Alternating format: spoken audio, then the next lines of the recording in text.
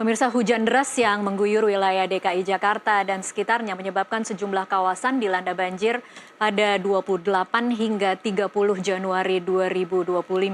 Badan Penanggulangan Bencana Daerah BPBD DKI Jakarta mencatat lebih dari 2.000 warga mengungsi akibat banjir yang melanda sebagian wilayah Jakarta. Badan Meteorologi, Klimatologi, dan Geofisika BMKG menyebut fenomena atmosfer sebagai pemicu utama meningkatnya curah hujan yang ekstrim di ibu kota. Untuk membahas dampak banjir yang melanda Jakarta serta bagaimana antisipasinya, bersama kami sudah hadir di studio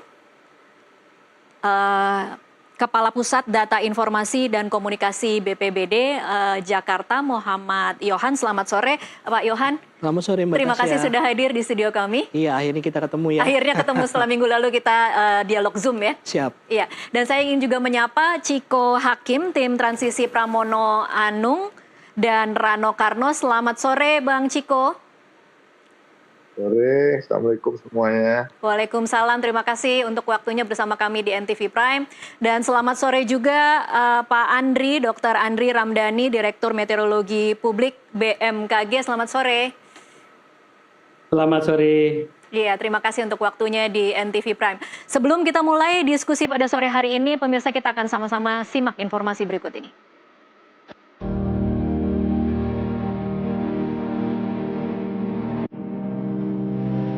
Hujan deras yang mengguyur wilayah DKI Jakarta dan sekitarnya menyebabkan sejumlah kawasan tergenang air, bahkan hingga menyebabkan banjir pada 28 hingga 30 Januari 2025. Badan Penanggulangan Bencana Daerah atau BPBD DKI Jakarta mencatat lebih dari 2.000 warga mengungsi akibat banjir yang melanda sebagian wilayah Jakarta.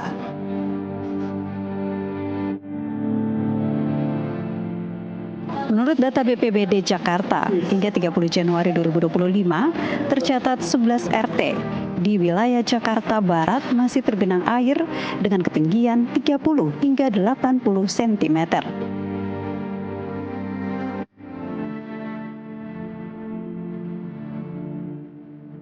Sementara di wilayah Jakarta Utara terdapat 4 RT yang masih tergenang air dengan ketinggian 30 hingga 55 cm.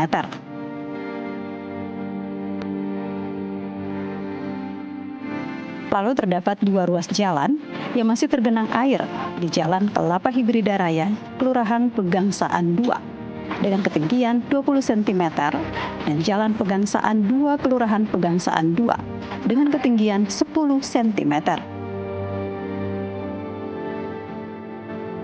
Untuk genangan air yang sudah surut tercatat di Kelurahan Rawabuaya 2 RT, Kelurahan Sukapura 11 RT, dan Kelurahan Duri Kusambi 7 RT. Sementara jalan tergenang yang sudah surut di Jalan Muara Baru, Kelurahan Penjaringan, dan Jalan Satria Raya, Kelurahan Jelambar. Pengungsi yang berjumlah lebih dari 2.000 jiwa tersebut sudah diungsikan ke lokasi-lokasi yang lebih aman sambil menunggu air yang menggenangi rumah mereka surut. Badan Meteorologi, Klimatologi, dan Geofisika atau BMKG menyebut fenomena atmosfer sebagai pemicu utama meningkatnya curah hujan yang ekstrim di ibu kota. Tim jurnalis NTV melaporkan.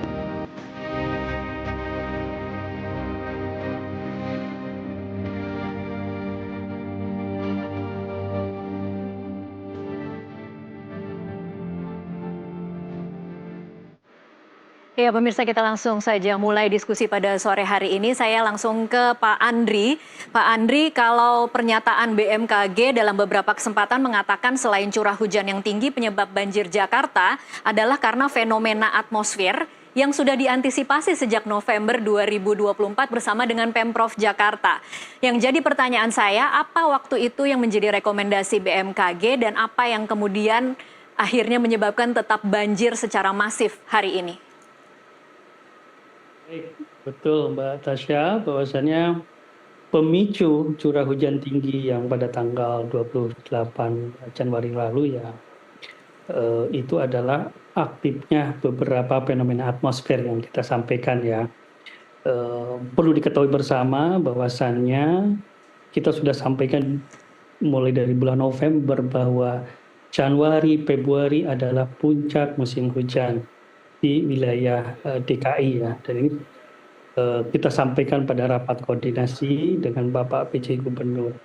Nah, ada beberapa hal yang perlu kita antisipasi. Pertama adalah di bulan-bulan Januari, Februari ini adalah periode masa puncak musim hujan yang disebabkan oleh tadi menguatnya monsun Asia yang ditandai dengan tadi banyak tumbuhnya awan-awan konvektif pemicu hujan yang diiringi juga beberapa fenomena atmosfer, dan tentunya ini sudah kita identifikasi dari bulan November, kemudian juga seminggu sebelumnya, dan tercatat bahwa hujannya terkonfirmasi ini termasuk kategori ekstrim, bahkan hampir mendekati 2020. Catatan kami, hujan kemarin waktu tanggal 28 itu hingga mencapai 264 mm per hari. Ini kategorinya sangat ekstrim ya, karena kategori ekstrim aja di atas 150 mm. Sebagai perbandingan di 2020 itu mencapai 377 meter yang banjir besar Jakarta. Nah, ini kan terulang kembali, dan kami sampaikan bahwa kita perlu kesiapsiagaan dan kewaspadaan. Saya kira pemerintah DKI sudah melakukan itu sudah sangat baik, bahkan di akhir Desember ya, mulai bulan Desember juga sudah melakukan upaya operasi modifikasi cuaca. Namun memang ini hujannya memang sangat-sangat ekstrim tadi. Oke. Begitu, Mbak. Baik, Pak Andri, jadi ketika Anda mengatakan bahwa ini sudah diantisipasi sejak November, bahkan seminggu sebelum kemudian kita mengalami banjir dengan intensitas yang cukup tinggi kemarin ini juga sudah kembali diingatkan. Apakah pada saat itu memang BMKG juga bisa memberikan peta prediksi kira-kira daerah-daerah mana saja yang akan mengalami banjir dengan intensitas paling besar untuk wilayah Jakarta ya Pak Andri? Ya, secara umum kami sampaikan bahwasannya prediksi untuk utamanya periode tanggal 28 hingga 30 Januari, pada prospek mingguan kami keluarkan di tanggal 23 Januari, kemudian diupdate 28 Januari, itu menyebutkan bahwa ada potensi hujan lebat hingga sangat lebat di Jakarta. Dan ini saya kira sudah disampaikan juga kawan-kawan dan sering berkoordinasi ya BMKG dengan BPBD DKI, dan juga saya kira sudah melakukan langkah-langkah antisipatif yang dilakukan oleh pemerintah DKI. Demikian Mbak Tasya. Pak Andri, sebelum saya bergeser ke narasumber yang lain, kalau tadi Anda mengatakan sudah diantisipasi dengan cukup baik oleh Pemprov DKI Jakarta, mengapa Anda mengatakan sudah cukup baik Pak Andri? Karena kita sering koordinasi ya, komunikasi di mana bahkan hujan 6 jam sebelum pun kami kan mengeluarkan warning ya, mengeluarkan broadcasting, bahkan kita ada dashboard bersama ya Pak Johan ya, Pak Kepala Pusat.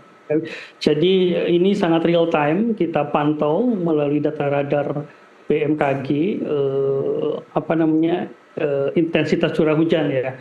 Jadi mulai jam 12 siang ya, hari Selasa siang itu BMKG mengulang kembali adanya potensi warning tersebut hingga sampai dini hari ya. Jadi memang hujannya cukup masif ya, merata, dan ini sesuai prediksi kami juga di 3 hari sebelumnya ya. Kami ulang kembali di periode 0 hingga 6 jam ke depan, dan kami tadi saya sampaikan ya, kita sangat erat ya kolaborasi dengan DKI. Bahkan mempunyai dashboard bersama ya Pak Johan ya, dan ini kita pantau, bahkan data-data DKI kita juga gunakan untuk memperkuat ya, meningkatkan akurasi prediksi BMKG sehingga lebih detail. Demikian Pak. Baik. Itu dari sisi BMKG. Baik, saya bergeser ke Pak Yohan sekarang. Pak Yohan, ini kan Januari hujan besar, ini bukan sesuatu hal yang baru, dan kemudian memang BMKG mengatakan sudah memberikan prediksi sejak November, berkoordinasi, tapi mungkin dari mata publik kan orang tidak mau tahu ya, karena kemudian yang kita saksikan atau kita rasakan sebagai warga Jakarta adalah ini banjir parah sekali kalau dibandingkan dengan tahun lalu, misalnya apa yang terjadi, bagaimana ketinggiannya, bagaimana melumpuhkan jalan, apa yang terjadi menurut Anda? Baik, memang situasi yang terjadi itu sebagaimana yang disampaikan tadi oleh Pak Andri ya, memang betul kami koordinasinya sudah cukup baik. Bayangkan kalau kami tidak berkoordinasi cukup baik ya, kita nggak bisa nyampaikan yang namanya early warning kepada masyarakat yang tinggal di bantaran kali ya. Oke. Jadi tipikalnya masyarakat yang tinggal di bantaran kali itu, terutama di titik-titik tertentu yang memang rawan genangan, mereka tuh biasanya membangun rumahnya itu 2 lantai. Dan bagian bawahnya itu kosong biasanya. Jadi kita punya alat, ada 24 alat disaster warning system itu yang tersebar di bantaran kali sepanjang sungai ya. Jakarta itu kan dialirin 13 sungai. Kita sebar 24 alat itu. Kalau kita nggak dapat informasi dari Pak Andri dan kawan-kawan di BMKG, kita nggak bisa tuh sampaikan menggunakan alat disaster warning system.